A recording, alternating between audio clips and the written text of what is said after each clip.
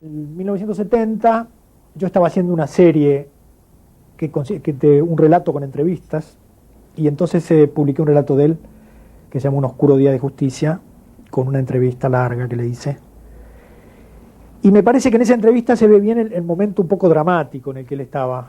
Por lo menos así lo veo desde ahora, desde el presente lo veo yo, ¿no? En el sentido de que estaba en un estado de tensión respecto a la literatura, en un proceso de ruptura, se podría incluso decir, con toda su experiencia literaria. Creo que también tiene que ver con lo que pasó en esos años, no solo con Rodolfo, sino con miles de personas y de jóvenes y demás, que es que la dinámica de la etapa histórica fue modificando la vida de mucha gente, fue cambiando los proyectos de vida. Del puñado de intelectuales de los cuales nos podíamos nutrir para la formación política de nosotros mismos y de los militantes, entre ese puñado estaba Rodolfo Walsh, que a nosotros ni se nos ocurría por aquel entonces ni que el propio Walsh ni que Rodolfo Puigros terminaran militando codo a codo con nosotros.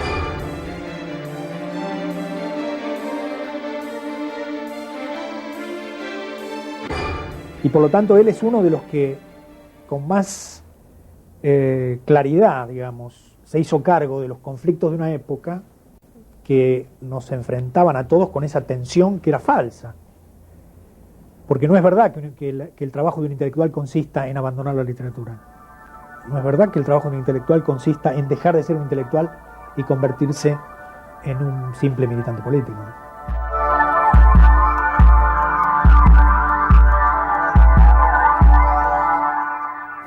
Rodolfo era un hombre, por eso siempre se habla de la coherencia, es decir, entre si algo pensaba y algo escribía, eso tenía que, después lo iba a reflejar en actos de su propia vida.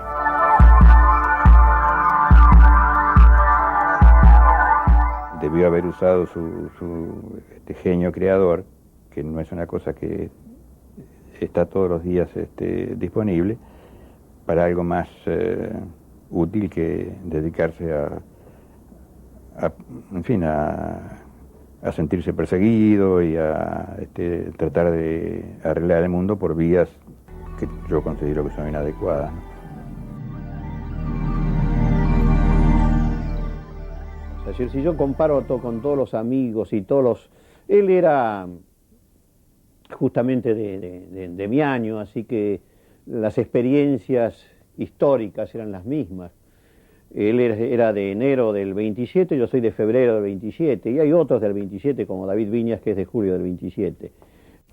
Pero yo sí lo podría sintetizar, digo que fue el mejor de todos de nuestra generación.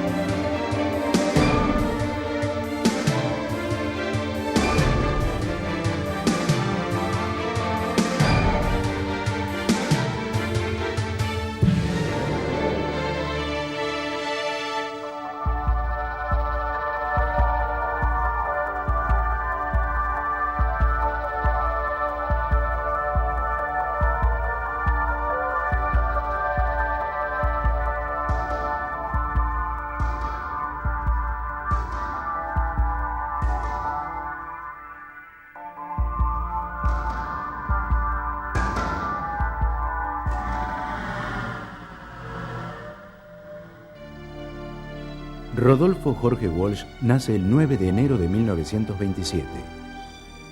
Nace en la provincia de Río Negro, cerca de La Marque, en la estancia Santa Genoveva.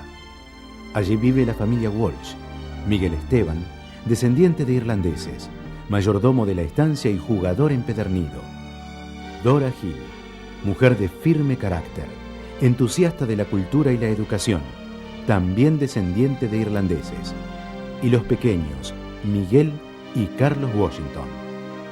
Rodolfo llevará ese nombre por Rodolfo Valentino, ídolo cinematográfico de su madre. Comienza la partida.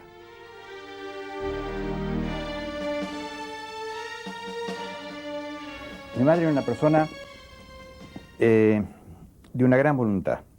Digamos, en ese sentido, tal vez Rodolfo heredó bastante de ella, ¿no? Y tenía una verdadera obsesión por el problema de la educación de sus hijos.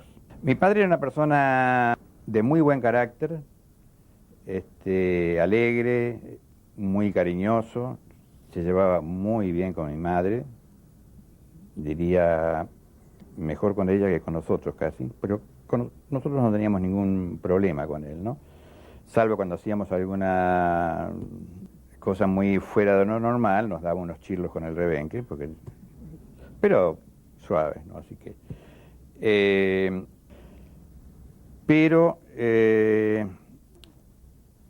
tenía esa debilidad por el juego, que era propio de los Walsh, ¿no? Porque de la familia, digamos, un hermano de él, que se llamaba Alfonso, más chico, también la tuvo, los padres, el padre de él, y varios ejemplares, digamos, de la familia por el lado Walsh, ¿eh?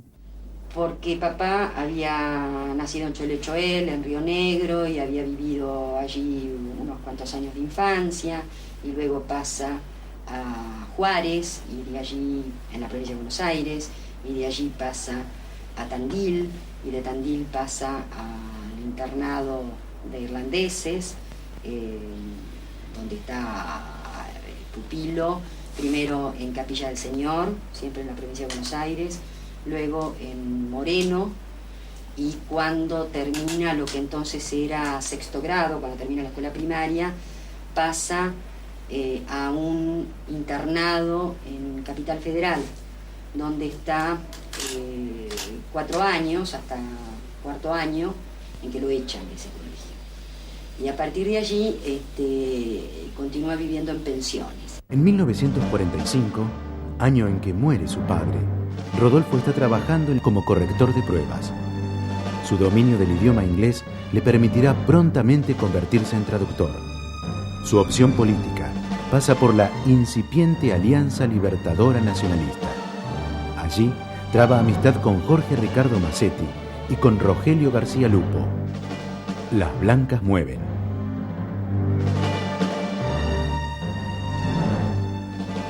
Bueno, era un tipo flaco de anteojos, yo el recuerdo que tengo, y yo era un tipo de flaco sin anteojos, éramos muy chicos, ¿no? De manera que en el 45, más que jóvenes, éramos casi adolescentes. Rodolfo tenía 18 años, ¿no? Y yo tenía 13. Y nos conocimos en la Alianza Libertadora Nacionalista, que fue una organización de movilización de juventudes que tuvo su tiempo, que después, por supuesto, declinó bastante rápidamente. Esa alianza decadente de Guillermo Patricio Kelly, que es el final de la alianza. Pero en el 45 había gente interesante, había intelectuales en esa alianza, había escritores, en fin, era otro mundo. Nosotros éramos muy chicos y esto era un encuadramiento político como para asomarse a la vida política en ese año, repito, tan conflictivo, con el embajador Braden discutiendo los temas de la política argentina abiertamente, todas esas cosas que están en la historia de la Argentina moderna, ¿no? En 1950, Walsh cumple 23 años. Es un entusiasta jugador de ajedrez. Ya ha traducido a William Irish y a Ellery Queen. Ha recibido el segundo premio en un certamen de cuentos policiales, cuyo jurado estaba integrado por Borges, Barletta y Bioy Casares. Y se casa con Elina Tejerina, una joven poeta y maestra de niños ciegos, con la que se va a vivir a la ciudad de La Plata. Ese año nacerá su primera hija, María Victoria Walsh, Vicky. En 1952 nace Patricia, su segunda hija. Al año siguiente publica Variaciones en Rojo, un libro de cuentos policiales al estilo de Ellery Queen. El tablero se le presenta favorable.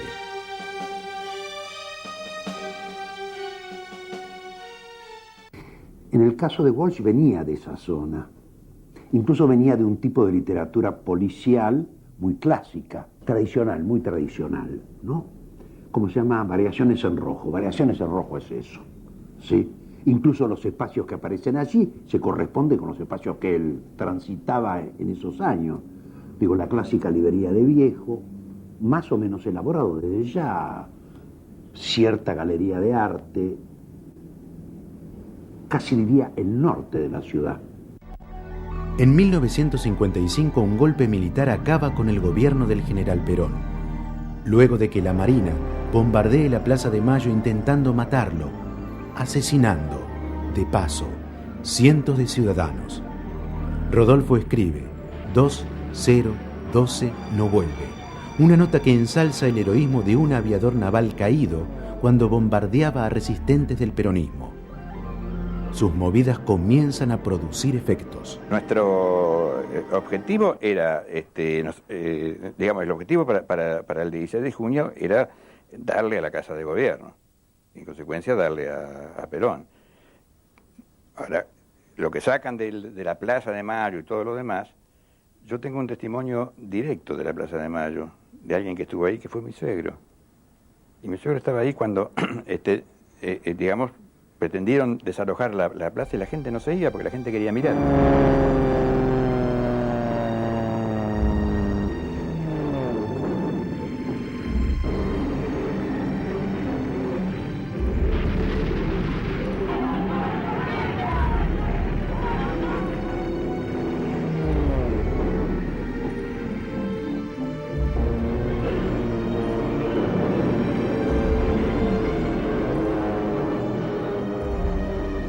Muchos de los que querían mirar los agarraron una bomba, porque en ese entonces, claro, las bombas no eran de mucha precisión y demás. Si eso está bien o está mal, qué sé yo, la historia lo dirá, lo juzgará. Eso ha ocurrido con todos los levantamientos, revoluciones, no hablemos de la Revolución Francesa, ¿no? Todos los que se liquidaron y mataron. La Revolución de Mayo. Moreno tuvo sus cositas, ¿no?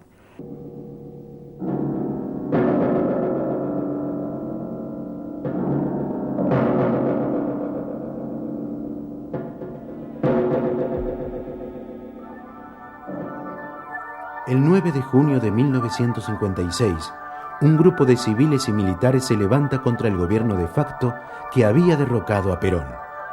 El entonces presidente, general Pedro Aramburu, ordena una sangrienta represión, fusilando a los líderes del movimiento. También fusilan, en un basural, a 12 ciudadanos más que solo estaban escuchando una pelea por la radio. En diciembre de ese año, Rodolfo, mientras juega ajedrez en La Plata, recibe la noticia. Uno de los fusilados está vivo. Carlos Libraga le cuenta a Walsh la tragedia ocurrida en José León Suárez, la detención arbitraria, el fusilamiento clandestino en el basural y la persecución que sufre desde entonces. Rodolfo, junto a Enriqueta Muñiz, se sumerge de lleno en la investigación de los hechos.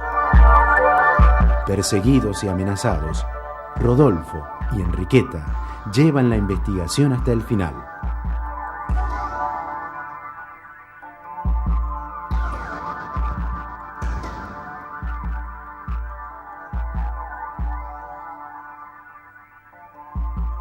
Walsh le dará forma novelada en Operación Masacre. Ahí empezamos a vernos de nuevo. Rodolfo ese año, el 56, hace la investigación de la Operación Masacre, empieza a escribir el tema. Él deja de lado ese tipo de literatura tradicional. En lo que hace a la continuidad policial pasa de la literatura, como usted dice, policial de enigma a la literatura negra. Allí está el corte del 55. Bueno, Operación Masacre fue un golpe profesional y un golpe personal, ¿no? Porque el libro evidentemente fue rápidamente reconocido como un trabajo, digamos, antes del libro, la mera investigación fue muy importante. Podríamos decir, es el pasaje del ajedrez a la guerra. Operación Masacre cambió la vida de papá, la vida de mamá, la vida de mi hermana y mi propia vida, ¿no? Es decir, cambió la vida de la familia. ¿Qué sé yo? Para mí eran actividades, digamos, las actividades de él, periodísticas, digamos, lo que él hacía y todo lo demás. No, digamos, no, yo no estaba de acuerdo, digamos, con la crítica que él hacía, pero como conocía ya su punto de vista y su rebelión a todo lo que fuera así, autoridad y demás, no me llamaba la atención.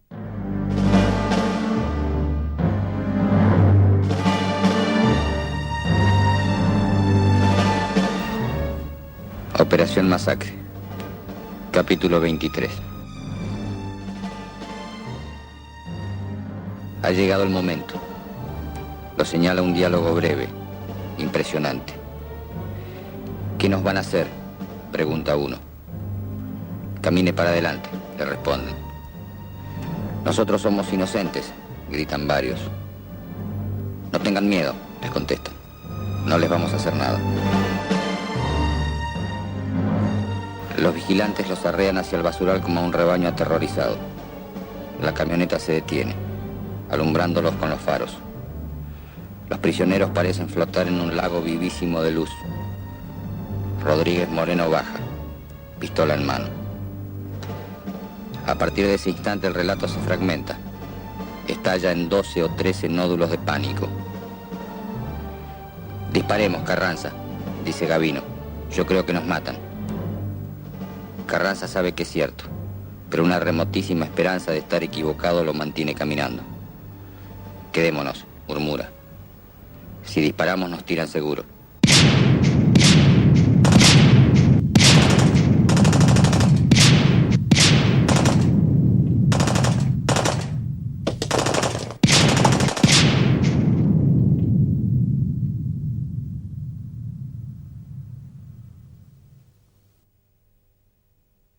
Hay un hecho obvio que marca el nacimiento de la organización, que son los fusilamientos del 56. Fusilamientos de Valle y los demás en la cárcel de Las Heras, y la masacre, los fusilamientos de José León Suárez. Este dato diría que nos marca como generación y nos marca como organización, muy especialmente porque determina el fusilamiento de Aramburu, que es lo que a su vez marca toda la historia posterior. Y nosotros trabajamos, antes de hacer la operación sobre Aramburu, trabajamos específicamente sobre un par de libros, porque no teníamos mucho, no podíamos hacer nosotros una investigación personal. Ese par de libros son Mártires y Verdugo, de Salvador Ferla, y Operación Masacre, de Rodolfo Walsh, ¿no? De modo que la presencia de Rodolfo Walsh está ahí, en el origen del hecho que determina el nacimiento público de la organización Montoneros y que marca toda la historia posterior.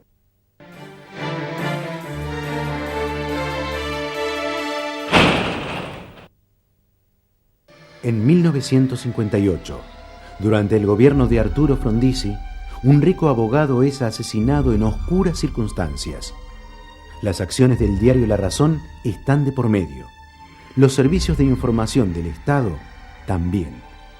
Esta investigación se publicará en forma de libro recién, 15 años más tarde, bajo el nombre de Caso Satanowski. El adversario sigue mostrándose muy poderoso. En el año 58 mi padre empieza una relación que es importante en su vida con Poupée Blanchard, con Susana Blanchard, a quien conocíamos, todo el mundo le decía Poupée.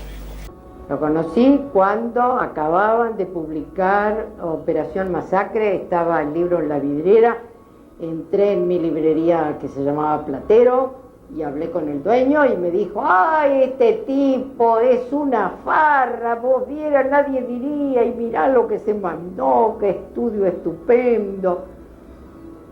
Y 10 minutos después apareció él. Entonces ya nos hicimos íntimos, los invité a casa, les di, tomamos algo, estuvimos jugando, porque a Rodolfo le encantaba jugar. Y en el 58 con Rodolfo ya hacemos el primer trabajo periodístico investigativo juntos, que es la comisión investigadora del caso Satanovsky. Cuando él empezó la investigación nos invitaron una noche a comer, dicho sea de paso, simpáticos, muy, muy gratos, y le regalaron la Smith Wesson, de la que no se desprendía. Fue una investigación muy dura también, porque era contra el Servicio de Inteligencia del Ejército. Uno toma caso Satanovsky, que es una investigación del año 1958, de un horrendo crimen de un abogado exitoso, un abogado, era el abogado de Peralta Ramos, el dueño del diario La Razón. Bueno, toda una discusión sobre esas acciones del diario La Razón. Y hay 3 capítulos que son fantásticos: perfil de un abogado, retrato de un juez, radiografía de un asesino, ¿no? Y uno realmente puede tomar estos textos y ver a quién se los aplica. Y me acuerdo que hemos estado en algunas oportunidades parados en el coche, dentro del coche, espiando a alguien que en este momento ni recuerdo quién era. Pues ya te digo, yo vivía la cosa absolutamente superficial. Y Rodolfo ahí, bueno, estaba posiblemente por primera vez en la posibilidad de hacer una investigación sirviéndose de instrumentos legales, digamos. La de Operación Masacre había sido totalmente personal e ilegal. Esta era una investigación donde se podía contar con la posibilidad de órdenes de allanamiento, de cosas por el estilo. Perseguir, espiar, por ejemplo, ya no me acuerdo por qué, pero me acuerdo, teníamos un amigo que era un tesoro de tipo, el comisario Vitani, que era íntimo amigo de casa, que se puso a su servicio, divertidísimo, porque él también jugaba a los pistoleros, ¿no? Pero me acuerdo que en una oportunidad estuvo en Paraguay buscando a un tal Pérez Gris, que estaba involucrado. Tuvo una conclusión que fue el informe que hizo Rodolfo, que se conoció mucho después como caso Satanovsky. Tuvo una conclusión política. El general Quaranta, que era el jefe de la CIDE, fue designado embajador en Bélgica por Frondizi para sacarlo del país. Y fue un modelo de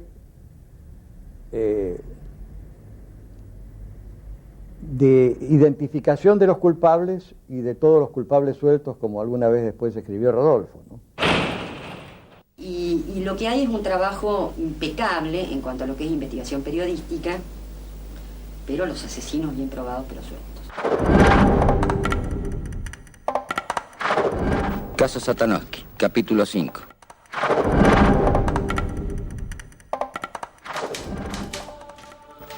¿Quién sabe en 1973 lo que será de él? A veces me llegan lejanas referencias. Que está viejo, que está tonto, que balbucea incoherencias. Nunca fue muy brillante.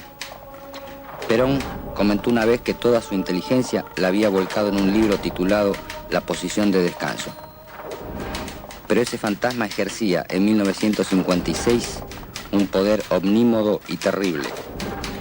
Bastaba una orden suya para que un militante de la resistencia fuera despedazado en la mesa de torturas.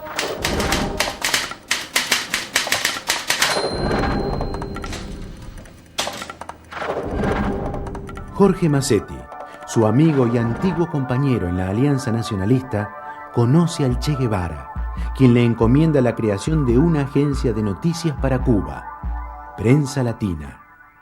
Masetti no duda en convocar a sus amigos. Walsh viaja con Poupée Blanchard. Mamá, yo quiero saber de dónde son los cantantes, que los encuentro galantes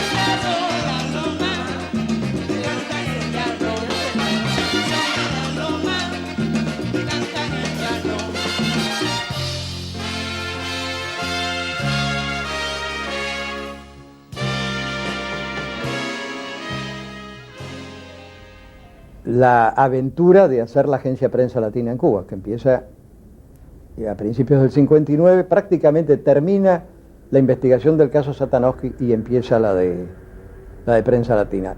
Aventura en la que primero se va Rodolfo y casi inmediatamente me voy yo, ¿no? Es fundador con otros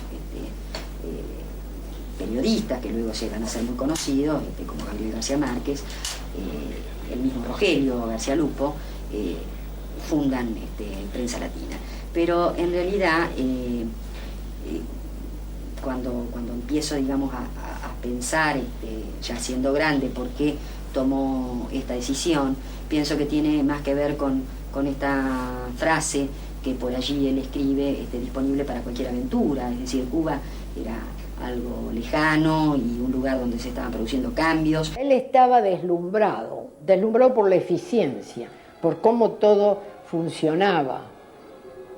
Pero lo que no terminaba era él como estructura, de entrar en esa mecánica de disciplina de pirámide, cuando él estaba harto de la disciplina de aquí, que viniera el jefe y le dijera, no, esto no, ¿cómo? Y allá también, él no lo podía entender ni perdonarle, Luis Ríos. Además que él estaba seguro de que sus ideas eran válidas, eran buenas. Pero bueno, no siempre coincidían con las de Massetti, que era el director.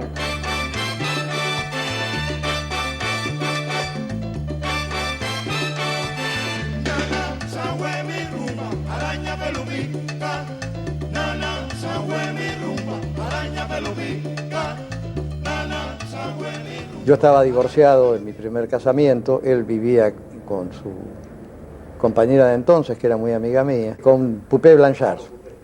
No, se me iba de farra al prostíbulo con las cubanas.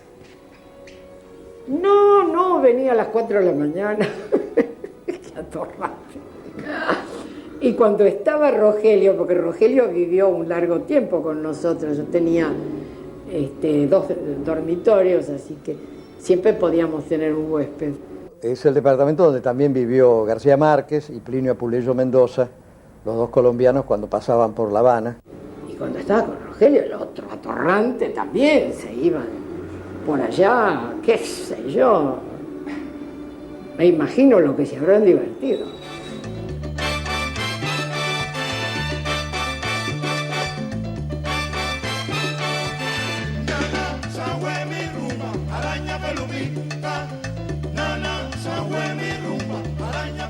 Una pregunta que él se hace en el texto, ¿qué pensarán sus compañeros de la agencia Prensa Latina si lo ven saliendo con la prostituta? Él mismo incluye en el texto el comentario de, ahí va Walsh con una negra, ¿qué pensarán de mí? Y se pregunta a sí mismo en ese texto si esto le importa. Y se responde, y dice que no le importa. Hay que considerar que él estaba rabioso, bajo protesta. Sí que me imagino que irse de parranda, cambiar un poco de panorama, era una diversión. Esa temporada en Cuba, donde se producen ciertamente algunos hechos que es importante puntualizar, porque no todo era cabaret.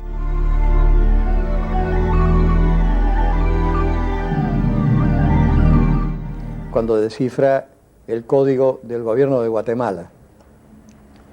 El gobierno de Guatemala le mandaba instrucciones a su embajador en Washington, preparando una isla de Guatemala que fue la base de la invasión de Bahía de Cochino. Los mensajes que iban emergiendo de los teletipos, que eran incomprensibles y que entonces iban al tacho de la basura. Uno de los técnicos dijo, con esta máquina no sabemos qué pasa porque sale fallado. Lo que sale estaba cifrado, no fallado. Y él los saca al tacho de la basura y empieza a estudiarlos, porque no hay cosas incomprensibles. Quiero decir, allí dice algo, lo que falta es el código. Y entonces Rodolfo juntó todo eso. Eso era un rollo, era una montaña de papel así.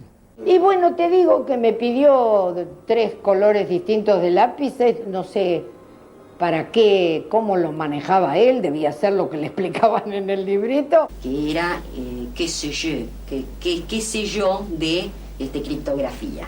y se lo llevó de acá. La cosa es que en 3 días ya tenía descriptada la clave. Esto no formaba parte del trabajo normal. Él dirigía el Departamento de Servicios Especiales. Pero esto formaba parte de sus obsesiones. Es decir, estuvo obsesionado hasta que lo descifró. Mi papá tenía esa virtud. Ciertas cosas que podían parecer muy complicadas y muy inaccesibles, y para qué me voy a meter yo si en realidad no entiendo nada, tenía ahí donde otros desisten, él lo sentía como un desafío personal. A la vuelta de su aventura cubana, Rodolfo comienza un romance con Pirí Lugones, la nieta del poeta, hija del torturador, como acostumbraba presentarse. Susana Pirí Lugones lo impulsará literariamente y durante los 6 años siguientes, Walsh producirá lo mejor de su obra de ficción. Una entrevista con el coronel Maury Koenig le dará el material para tratar el secuestro del cadáver de Eva Perón. Sus recuerdos infantiles del durísimo internado religioso irlandés se convertirá en 3 cuentos memorables. Su trabajo como corrector le servirá de base para su cuento Nota al pie. Las blancas avanzan. El otro día alguien me preguntaba si yo no extrañaba, no me acuerdo a quién. Yo le dije, extraño a Rodolfo. Las conversaciones que se podían tener con él. Además jugábamos mucho. Recuerdo que yo tengo de Tupeques, cuando regresan juntos de Cuba en el año 61, es de alguien muy, muy agradable que se complacía, digamos, en homenajearnos a mi hermana y a mí.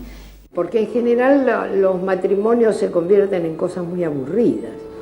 Encontrar, aunque sea con pavadas, encontrar la manera de divertirse ya es una hazaña.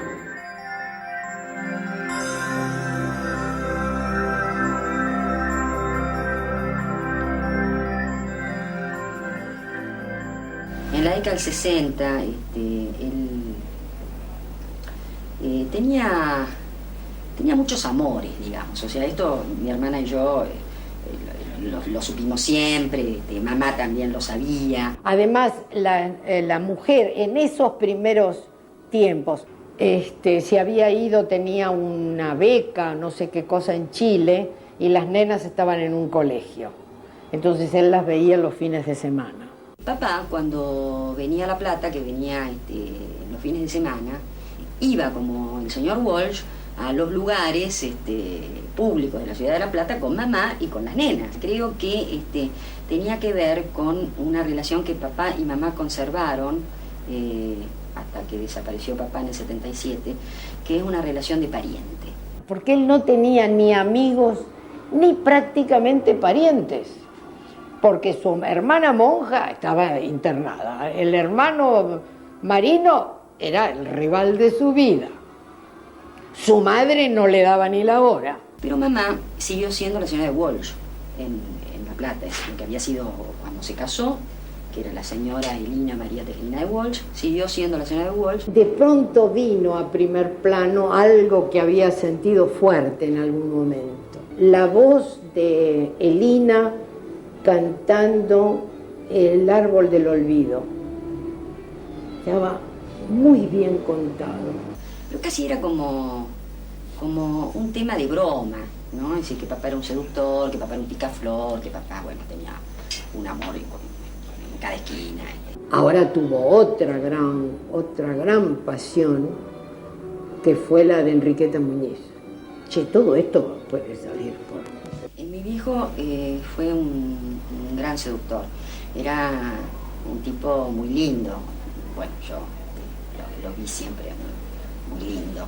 Y a él le preocupaba esto. Quiero decir que era un tipo que trataba de cuidar su aspecto.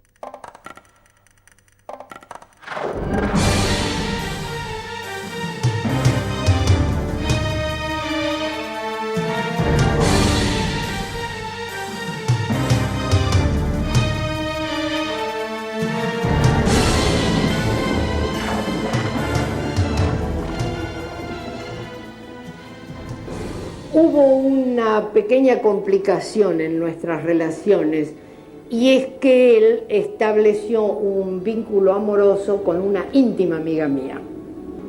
Y lo malo es que los dos hacían ostentación, tanto él como ella. Y eso mejoró porque los dos vínculos, tanto con él como con ella, habían sido muy buenos, muy firmes. Yo creo que nunca tuve una amiga a la que quisiera tanto como la quise a Piri.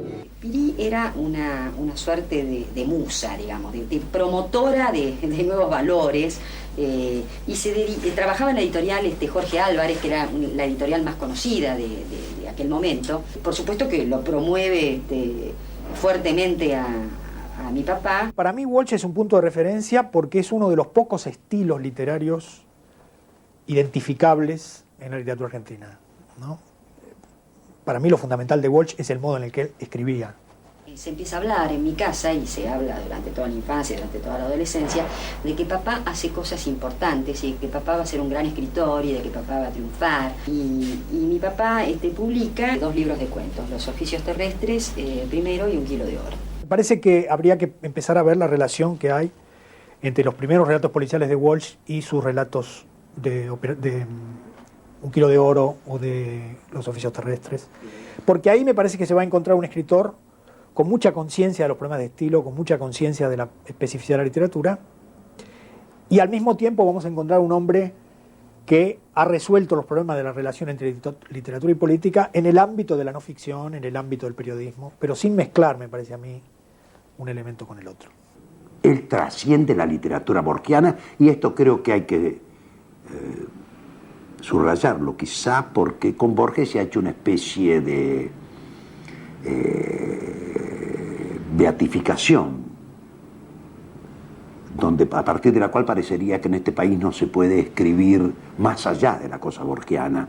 Yo podría decirle, por lo menos en esos 2 cuentos, esa mujer, y nota al pie, Walsh trasciende la literatura borgiana. Si vos agarras una revista de aquella época, que puede ser, por ejemplo, Primera Plana, lo vas a encontrar a la cabeza de las ventas de libros. Si tomamos el ejemplo de esa mujer, que podemos considerar un cuento político y al mismo tiempo es un cuento policial clásico, digamos, donde hay un investigador que está interrogando a alguien en función de un personaje que ni siquiera se nombra, y él usa ahí, me parece a mí, un sistema que debería servir como punto de referencia para leer su obra, que es que lo fundamental no está dicho, no es nunca explícito en su obra, ¿no es cierto? Lo fundamental, lo más importante en ese relato, está implícito. No se habla, digamos, no se nombra nunca Eva Perón, y la figura de Eva Perón está presente, pero al mismo tiempo está, en cierto sentido, funcionando como un enigma, como un misterio. Esa mujer. El coronel elogia mi puntualidad. Es puntual como los alemanes, dice. O como los ingleses. El coronel tiene apellido alemán. Es un hombre corpulento, de cara ancha, tostada. He leído sus cosas, propone. Lo felicito. Mientras sirve 2 grandes vasos de whisky, me va informando casualmente que tiene 20 años de servicios de informaciones, que ha estudiado filosofía y letras, que es un curioso del arte. No subraya nada, simplemente deja establecido el terreno en que podemos operar, una zona vagamente común. Por supuesto que esto no representaba gran dinero, las tiradas eran muy reducidas, y cobraba a los ponchazos, y además no tenía otros ingresos, o sea que seguía siendo tremendamente pobre. A fines de 1968, Walsh rompe con Piri Lugones y comienza su relación con Lilia Ferreira, a la que le lleva casi 20 años. La relación con Piri se interrumpe tormentosamente, tal cual se había desarrollado, es decir, Piri no aceptó buenamente la separación con Rodolfo, por lo tanto las escenas de reclamos y los escándalos simpáticos o trágicos se sucedieron a todo lo largo y lo ancho de Buenos Aires. Rodolfo se acababa de separar de su tercer mujer, y bueno, se habían dividido los cafés de la calle Corrientes, ¿no? Entonces el café donde nos conocimos era un café en el que Rodolfo tenía prohibido ir. es decir, como parte de la separación.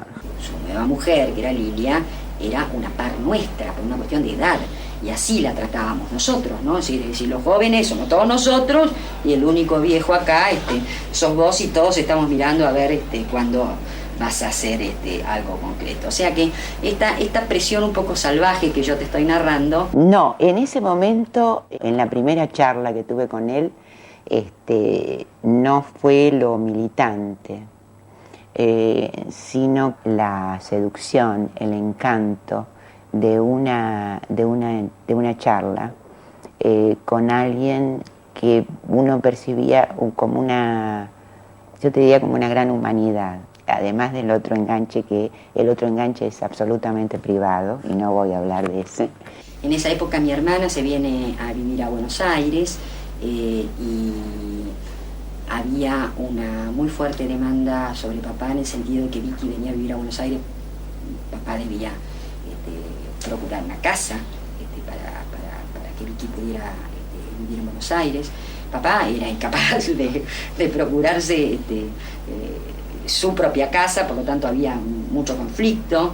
Rodolfo era siempre huésped de las casas de sus mujeres. Por ejemplo, cuando estaban en La Plata, era la casa que su mujer, que era directora del Instituto de Ciegos, tenía para la familia. Él, cuando se casó conmigo, vino a vivir a mi casa. Así sucesivamente.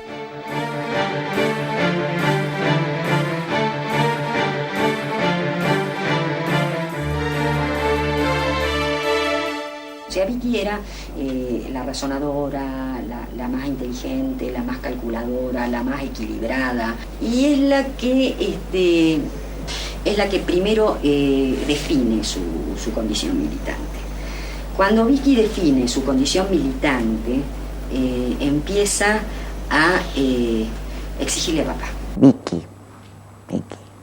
En realidad Vicky, en cierta forma, digo, es como que primero se incorpora, pero es simultáneo en todo más. Pero en un momento determinado Vicky llegó a tener más nivel que Rodolfo en la organización, el montonero, ¿no? Lo encara papá en términos de, y bueno, vos muy intelectual, muy comprometido, mucho compromiso político, pero vos ¿qué? ¿Vos sos un revolucionario o qué? Dice, cuando uno dice de sí mismo que es un revolucionario, bueno, hacer la revolución, qué joder. Y Vicky era realmente, hasta en su forma de dirigirse a papá, a mí me llenaba de asombro, porque se peleaba con papá a los gritos y le daba portazos. Se iba, por ejemplo, de la casa donde vivía papá y le decía cosas tales como: viejo de mierda, me tenés cansada, ¡pah!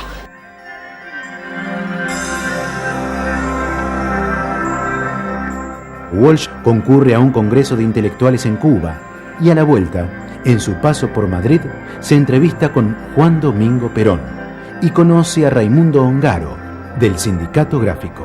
A fines del 67 lo invitan a participar del Congreso de Intelectuales de Cuba, que se realizó en enero del 68. Él vuelve a La Habana, vuelve con otros amigos, también como Pacurondo, Milton Roberts, Ricardo Piglia. Argentinos muchísimos, porque fuimos, Pacurondo, León Rosisner y Rodolfo y yo viajábamos juntos, ¿no? Y para mí fue un viaje totalmente iniciático, porque era la primera vez que salía de Buenos Aires y teníamos que ir por Europa, de modo que fue una suerte de viaje. Era un periplo, casi decir, era complicado. No había vuelos directos a La Habana, sino que había que ir por Europa. Y ahí, por supuesto, en un viaje uno convive muchísimas cosas, y eso también ayudó a que la relación con Walsh se hiciera más íntima, más personal. Y el viaje de regreso lo hace de La Habana a Praga, y de Praga a Madrid, a París, y de París a Madrid. En Madrid, en su viaje de regreso, por supuesto, intenta y hace gestiones para conseguir una entrevista con Perón. La consigue. Yo creo que todos los argentinos debemos de ponernos con buena voluntad a trabajar en ello. Y cuando sale, Perón lo acompaña a Rodolfo a la puerta de su escritorio, y ahí le dice a Rodolfo: quiero presentarle al compañero Raimundo Ongaro, secretario general de la Federación Gráfica Bonaerense, y le dice a Ongaro, bueno, y él es Rodolfo Walsh, el autor de Operación Masacre. Y Ongaro le contesta: general, ¿qué peronista puede no conocer a Walsh? De vuelta en Buenos Aires, Rodolfo estrecha su contacto con Ongaro, que lidera los sindicatos más combativos en la CGT de los argentinos. Walsh, junto a García Lupo y Horacio Berbisky, comienza a editar el diario de esa central sindical, un semanario opositor a la dictadura de Onganía, donde Walsh comenzará la investigación del asesinato de Rosendo García. Entonces, en marzo, en la primera semana de marzo, Rodolfo va a la Federación Gráfica Bonaerense y ahí ya se encuentra con Ongaro. Entonces íbamos ahí a Paseo Colón, 731. Ahí es el encuentro también de Rodolfo con lo que era la militancia sindical peronista y la militancia de base peronista, y mucha gente que venía de la resistencia peronista. Aparezca que hay una CGT donde se reúnen dirigentes, eso no justifica que allí estén representadas la voluntad de la mayoría de los trabajadores argentinos. Por lo tanto, la CGT puede estar dentro de un edificio, fuera de un edificio, puede estar dentro de una cárcel o dentro de una conciencia. Él empezó a trabajar entonces en ese momento en el proyecto de la CGT de los argentinos, y podríamos decir que a partir de ahí él inició una especie de desarrollo político divergente con las posiciones que yo tenía, y ahí, a partir de ahí empezamos a vernos menos. Cuando Rodolfo toma el compromiso de hacer el periódico de la CGT de los argentinos, nos llamó Horacio Berbisky a mí, me dijo: la idea es hacer esto y sacarlo cuanto antes, y ahí nos pusimos a hacerlo, ¿no?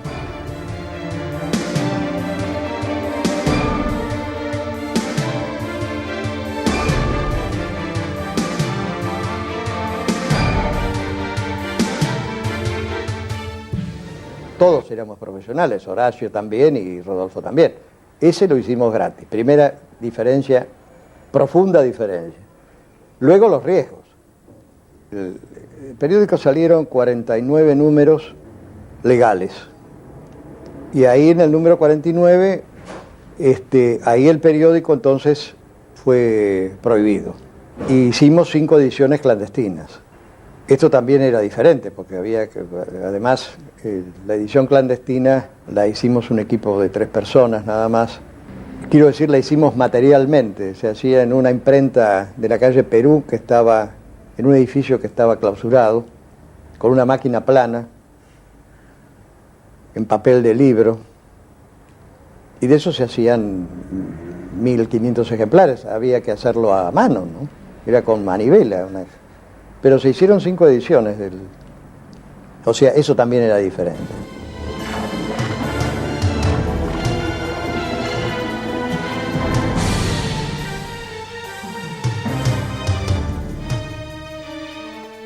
Rodolfo Walsh también influye, recobra peso su figura sobre quién mató a Rosendo, cuando se vienen los enfrentamientos con el bandorismo, ¿cierto?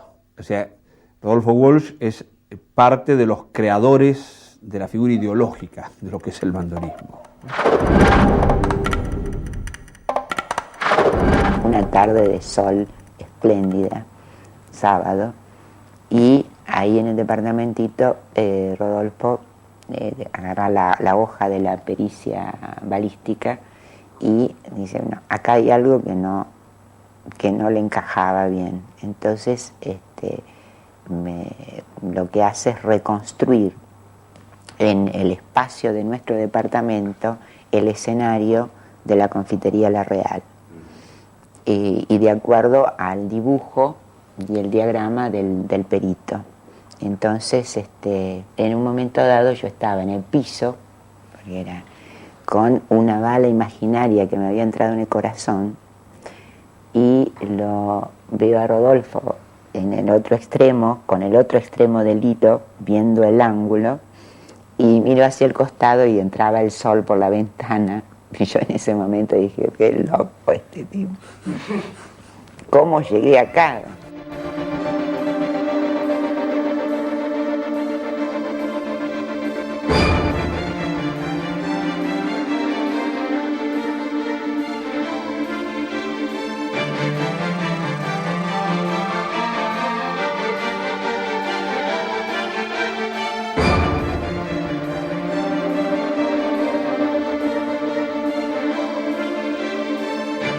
En realidad ya en el año 70 le habían propuesto a Rodolfo los compañeros de la FAP, Fuerzas Armadas Peronistas, le habían propuesto ser combatiente. Y él lo pensó durante 3 días y les contestó a los compañeros que no se sentía capaz de asumir ese nivel de compromiso militante. Porque él tiene una participación muy cercana a Ongaro, ¿no es cierto?, muy vinculada a la CGT de los argentinos. Y de la CGT de los argentinos, digamos que es la experiencia política más determinante de la formación de las FAP.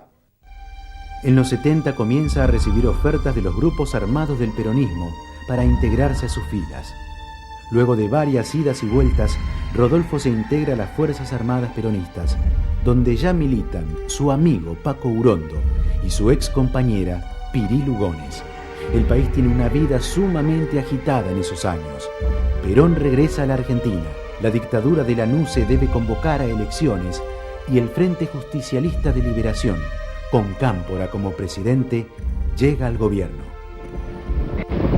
Héctor José Cámpora, juro por Dios, nuestro Señor, y estos santos evangelios, desempeñar con lealtad y patriotismo el cargo de presidente de la nación y observar que Fueron semanas de una fiesta inacabable, ¿no?, del festejo del 11 de marzo, que culminaba, digamos, como que se corporizaba todo eso el 25 de mayo del 73. Esa mañana, bueno, se levanta para prepararse para la larga jornada y Rodolfo dice que él no iba a ir, no iba a participar, no iba a ir. En realidad él participó de pocos actos. Él ya estaba trabajando en lo que era la intercepción de las transmisiones de los organismos de seguridad, digamos, ¿no?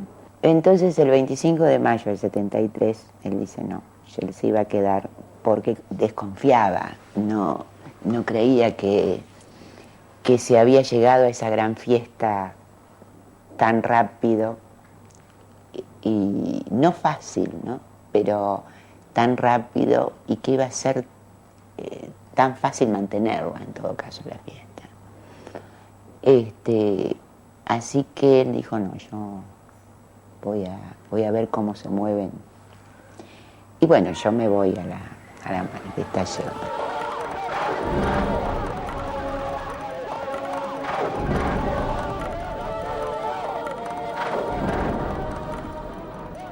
Vuelvo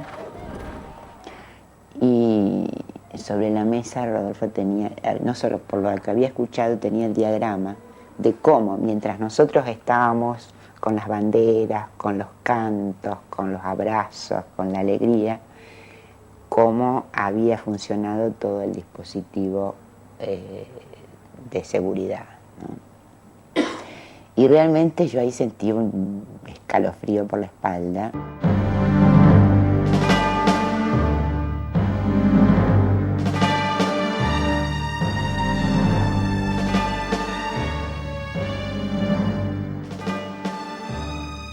De modo que Walsh estaba vinculado a esa historia y venía por el lado de las Fuerzas Armadas Peronistas. Desde el año 70, más del 71, empiezan a funcionar lo que en la jerga interna llamaban las OAP, las Organizaciones Armadas Peronistas. Había reuniones permanentes, semanales, entre las conducciones de todas las organizaciones armadas peronistas con el objetivo de discutir política.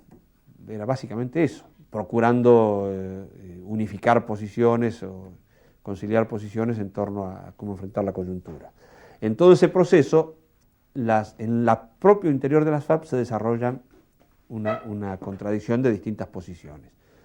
Y la posición más proclive a nuestra posición es la línea a la que pertenece Rodolfo Walsh, que se fracturan las FAP en el 72, a fines del 72, y entonces una de las fracciones, a nivel, digamos, de figura histórica estaba representada por Carlos Caride, una de esas fracciones decide fusionarse con nosotros. Desde el primer momento también planteó precisamente con esto que tiene que ver con el rigor, la necesidad de que hubiera una conciencia muy profunda sobre lo que significaba pretender disputarle el poder a lo que había sido, digamos, el sector, o lo que se decía, la clase dominante en este país.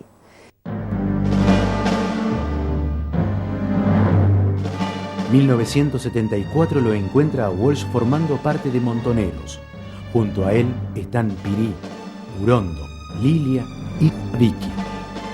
Es redactor del periódico Noticias y realiza tareas de inteligencia para la organización. La muerte de Perón lo sorprende en esas funciones.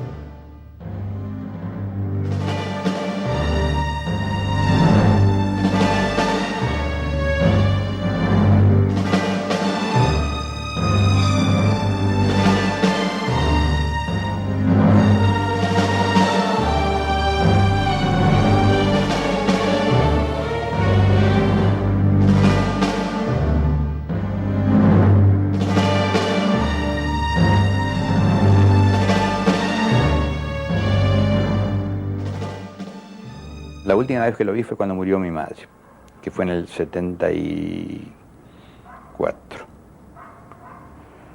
Y ahí fue donde él me dijo que durante un tiempo mejor no me iba, porque él venía a casa, ¿no? No me iba a ver porque tenía la sospecha de que me iba a comprometer. Y no quería producirme ningún daño, Bueno. Cuando Rodolfo deriva hacia la participación activa en Montoneros, yo pensé que se había equivocado. Esto claramente, además, lo hablé con él.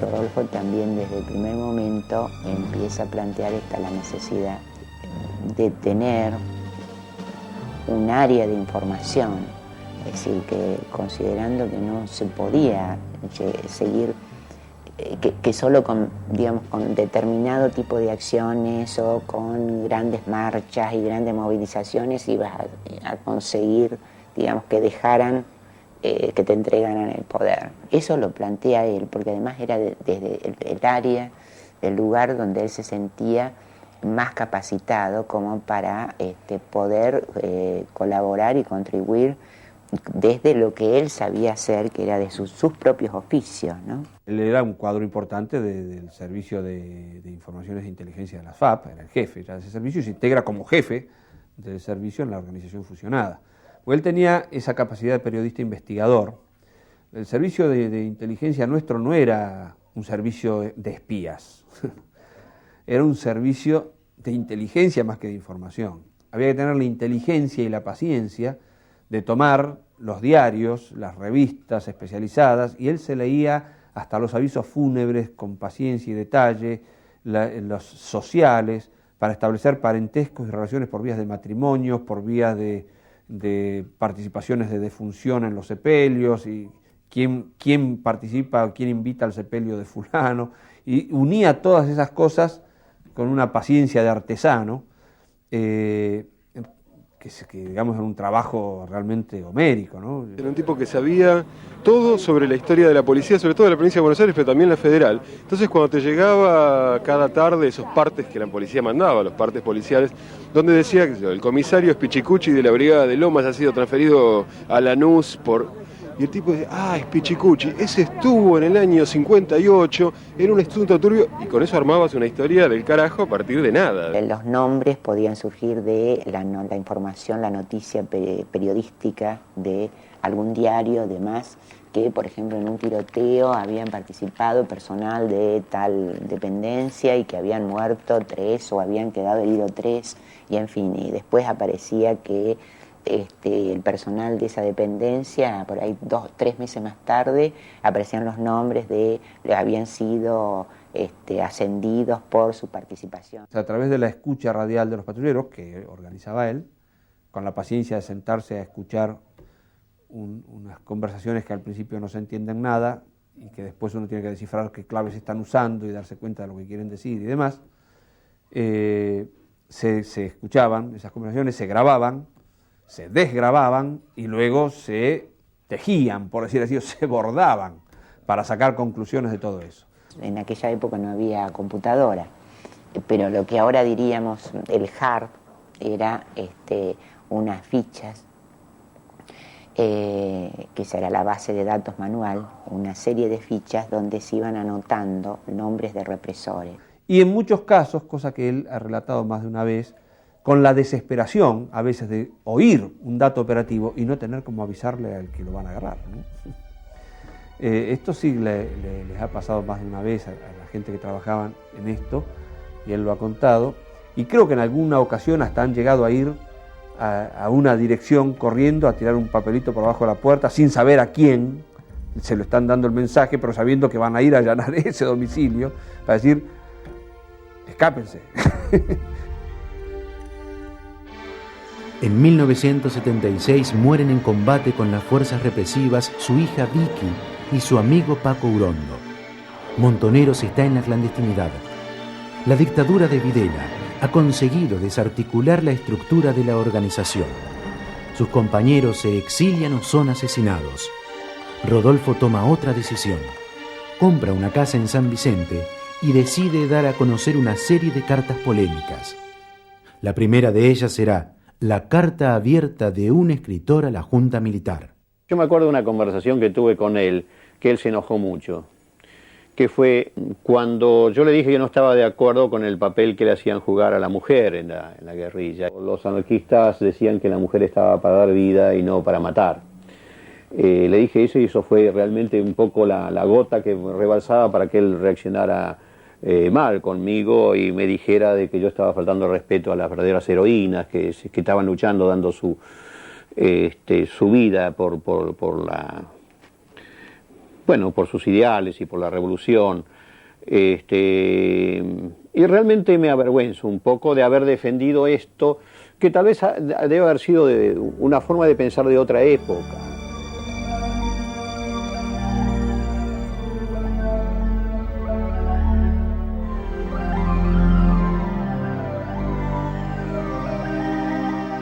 Entre mediados del 76 y fines del 76 se produce el hecho más trágico y más doloroso en la vida de Rodolfo, que es la muerte de Vicky, de su hija Vicky.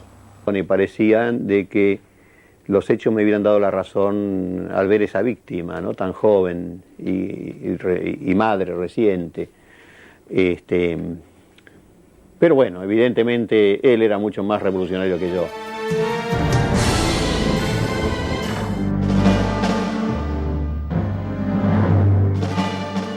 Y en medio de toda esta situación, él a solas, en una charla en la cual no hay testigos, él me dice a mí que él está orgulloso de haber llegado a ser finalmente un combatiente. Y esto me lo está diciendo en octubre o en noviembre de 1976. Rodolfo empieza a plantear, sobre todo a mediados del 76, un cuestionamiento a cómo venía planteada la política de la organización. Estábamos con un panorama desolador, donde estábamos prácticamente en una situación de exterminio. Estaba muy preocupado porque veía que había que modificar ciertas cosas, porque si no la derrota iba a ser inevitable. Y esto lo empieza a plantear en documentos críticos, tratando de corregir, de modificar, ¿no? O de que por lo menos paremos un poco la pelota para ver cómo viene, porque esto viene muy mal. En ese sentido, no fue muy escuchado.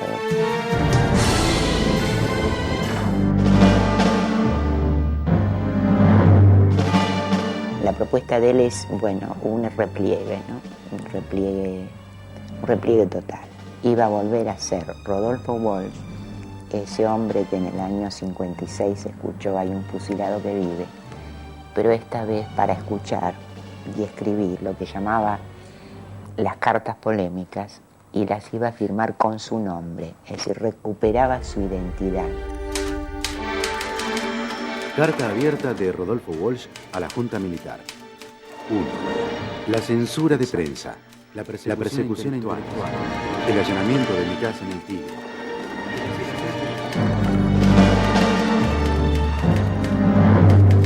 El asesinato de amigos queridos. Y la pérdida. La carta que él envía a la Junta de Militares. Es decir, ahí él no estás como sobrevolando, utilizando una conceptualización abstracta y demás, muy concreto. Él va ahí a la denuncia explícita, ¿sí? Ese es su extremo. Digo, en función de esa denuncia, ¿qué palabras, qué procedimiento literario, qué retórica utiliza para ser eficaz? Si no, se pierde el tiempo. O bien se opta por determinado tipo de producción literaria, en este caso, destinada a sectores muy restringidos. Esto, podríamos decir, cada vez le interesa menos a él. Rodolfo concibió la carta como en tres planos. En una primera parte, que es la denuncia contra el quiebre institucional, es decir, la denuncia contra el golpe. 1. La censura de prensa, la persecución a intelectuales, el allanamiento de mi casa en el Tigre, el asesinato de amigos queridos y la pérdida de una hija que murió combatiéndolos son algunos de los hechos que me obligan a esta forma de expresión clandestina. La segunda parte viene a ser la denuncia ya puntual y específica sobre todas las violaciones a los derechos humanos. Que esa segunda parte también es producto de largos años de trabajo ahí detrás de eso. 15.000 desaparecidos, 10.000 presos, 4.000 muertos, decenas de miles de desterrados son la cifra desnuda de ese terror. Colmadas las cárceles ordinarias, crearon ustedes en las principales guarniciones del país virtuales campos de concentración, donde no entra ningún juez, abogado, periodista, observador internacional. El secreto militar de los procedimientos, invocado como necesidad de la investigación, convierte a la mayoría de las detenciones en secuestros que permiten la tortura sin límites y el fusilamiento sin juicio. El modo en que él trabaja la oralidad, la concisión, el modo en que va resolviendo cuestiones que hacen a cómo construir un estilo.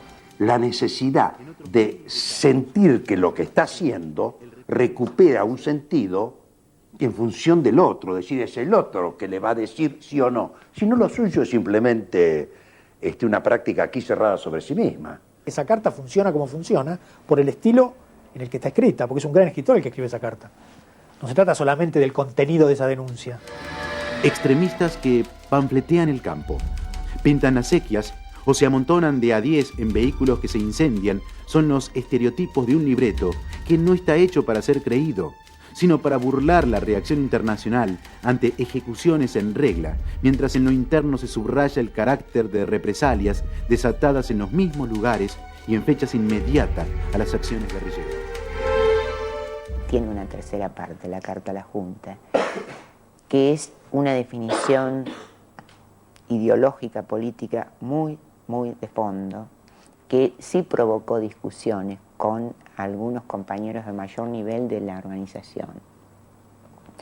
Porque Rodolfo escribe en esa tercera parte que la peor violación a los derechos humanos son las políticas económicas que condenan a millones de personas a la miseria planificada. Dictada por el Fondo Monetario Internacional, según una receta que se aplica indistintamente al Zaire o a Chile, a Uruguay o a Indonesia, la política económica de esa junta solo reconoce como beneficiarios a la vieja oligarquía ganadera, la nueva oligarquía especuladora y un grupo selecto de monopolios internacionales. Porque esto era darle una dimensión al tema de los derechos humanos que era más abarcativo de lo que es la violación a partir de la represión directa. Estas son las reflexiones que en el primer aniversario de su infausto gobierno he querido hacer llegar a los miembros de esa junta, sin esperanza de ser escuchado, con la certeza de ser perseguido, pero fiel al compromiso que asumí hace mucho tiempo de dar testimonio en momentos difíciles.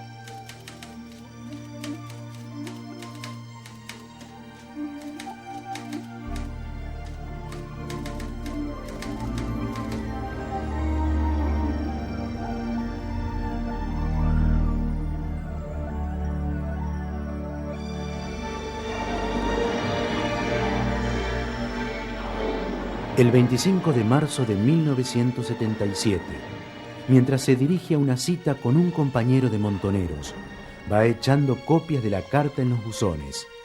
La cita era una trampa. En la avenida San Juan hay un grupo de hombres al acecho, entre ellos el Tigre Acosta y Alfredo Astiz. Salimos con las copias de esa carta, y yo llevaba 5 para distribuir, Rodolfo otras 5. Para distribuir, para echar en buzones, ¿no? Él en realidad se iba a encontrar con una compañera que era la viuda de uno de los muchachos que había muerto en el operativo, en el tiroteo donde había muerto mi hermano. Pero lo estaban esperando. Sí. Había un compañero que estaba secuestrado en la ESMA, que entrega esta cita, donde va a ir mi padre, y le confirma la cita a través del teléfono. Es decir, la carta no se llegó a distribuir. Yo las despaché por los correos y creo que Rodolfo alcanzó a ir a un buzón y tirar 2, porque más de 2 por buzón no se tiraba, había que recorrer toda la ciudad. Primero a él no lo reconocieron, lo estaba esperando un grupo, el GT33, el grupo de tareas 33 de la ESMA. El grupo lo estaba esperando para secuestrarlo. Y el que en este tipo de operativos era siempre, por haber sido jugador de rugby y demás, era el experto en taclear, era Astiz. Y Rodolfo iba con el disfraz de jubilado. Y pasó frente al grupo y no lo reconocieron. Alguien lo identifica. Y Rodolfo se da vuelta y entonces uno de los integrantes del grupo empieza a tirar. Y Rodolfo corre entre autos y saca la pistolita, la Walther PPK calibre 22 que me había comprado para mi regalo de cumpleaños de mayo del 74. Ahí evidentemente porque Rodolfo se da vuelta, porque el otro empieza a tirar, porque corre y saca la pistola, y bueno, es decir, en el vértigo que es una situación de esas, de todas maneras Astiz no pudo taclearlo, ¿no?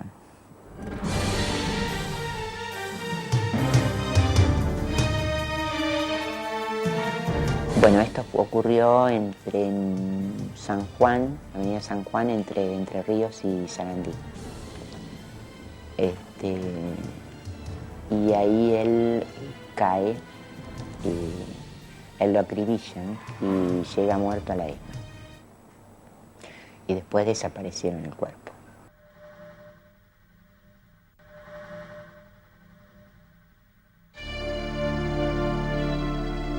Viene Patricia a casa. Patricia es la hija, ¿no? Viene Patricia, que viene con la hija de ella a su vez y con una madre, creo.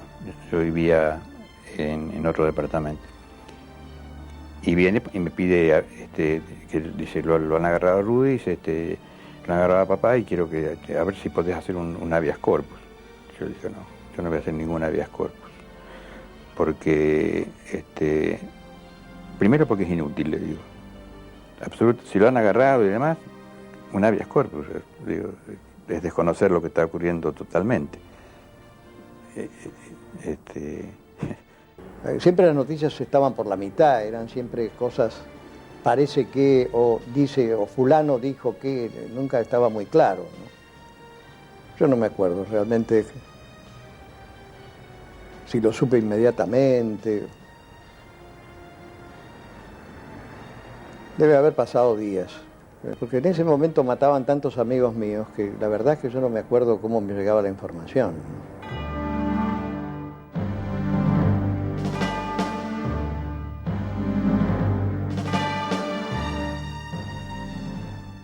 Septiembre, que muere mi hermana, y antes se había producido lo de Paco, que es un gran amigo. Creo que hay una baja en las medidas de autoprotección que mi padre puede tomar. Bueno, esto desde luego que es interpretable, pero para mí es un dato. A quien enseñaba a sus compañeros de militancia cómo cumplir con ciertas normas de seguridad, estos errores hablan. Estos errores, ciertamente, bueno, para mí se pueden de alguna manera interpretar.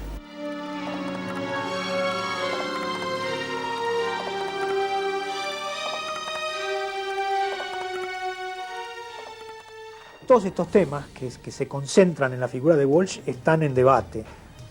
Por lo tanto, yo creo que tenemos que evitar construir a Walsh como una especie de figura de mármol, ¿no? Porque fue un intelectual muy activo, que estuvo siempre vivo y su obra está viva. Y entonces lo peor que puede pasar es que convertir a Walsh en una especie de figura estática donde todo parece haberse resuelto de un modo armónico. Más bien me parece que él era un tejido de contradicciones que tienen mucho que ver con las contradicciones que circulaban en aquel momento. Le gustaba el agua vegetal, esto es el whisky, intensamente, cosa que me parece saludable, y el caso de él más que saludable, sobre todo cuando se bajaba 3, 4, 5, 6 o 7 whisky, empezaba a recitar en inglés. Sí, las contradicciones, quiero decir, Operación Masacre y Shakespeare de memoria.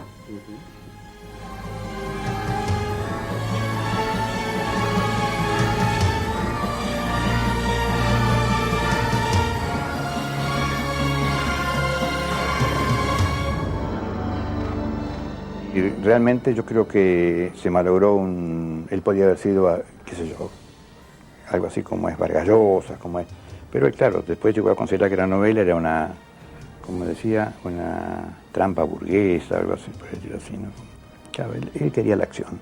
Él quería la acción y quería. Y digamos, la lástima sería que no hubiera estado del otro lado. Aunque quién sabe. Porque dado su carácter y su temperamento y su fuerza y su, qué sé yo. Pero yo realmente siempre le tuve mucho afecto, aún sabiendo sus ideas y todo lo demás, y lamenté mucho su muerte, digamos. Pero la consideré inevitable, como yo le decía a Patricia, es inevitable. Él se metió en este juego, y bueno, este juego son de los juegos que cuando se pierde todo.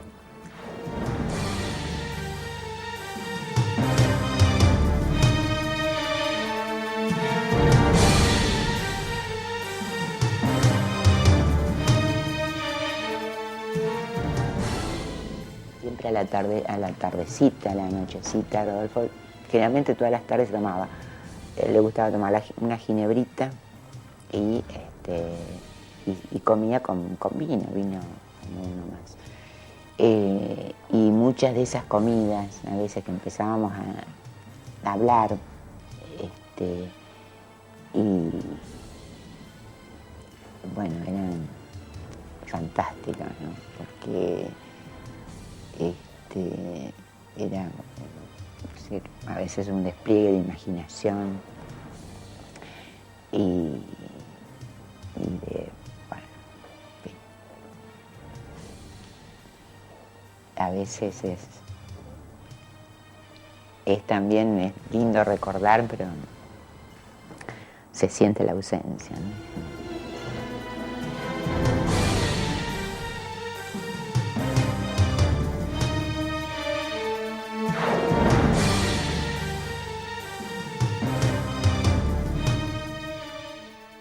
Y Walsh, aquí nomás, contemporáneo, el viejo de la Torre hace una década infame, que 50 años, 60, Dorrego allá, incluso en el siglo XVIII, Tupac Amaru, es decir, ir recuperando figuras a contrapelo, muy críticas, y frente a las cuales el poder es despiadado.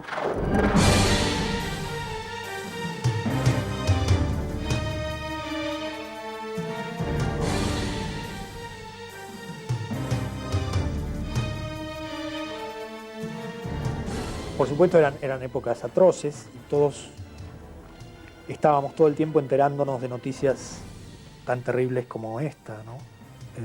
Al mismo tiempo yo creo que Walsh murió como del mejor modo que puede morir alguien que hace la elección política que él hizo, ¿no es cierto? Él murió defendiéndose, él murió peleando, ¿no es cierto? Y por lo tanto no debemos pensarlo como a una víctima, debemos pensarlo como a un héroe.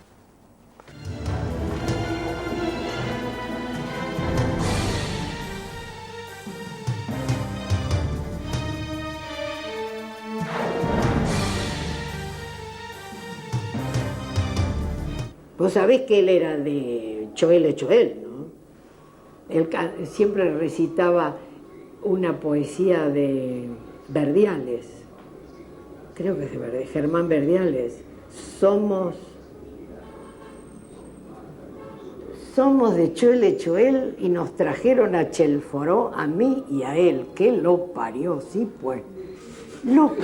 Lo recitaba con tanto gusto. ¿Sabés qué? Era muy gracioso, porque era muy de chico de colegio.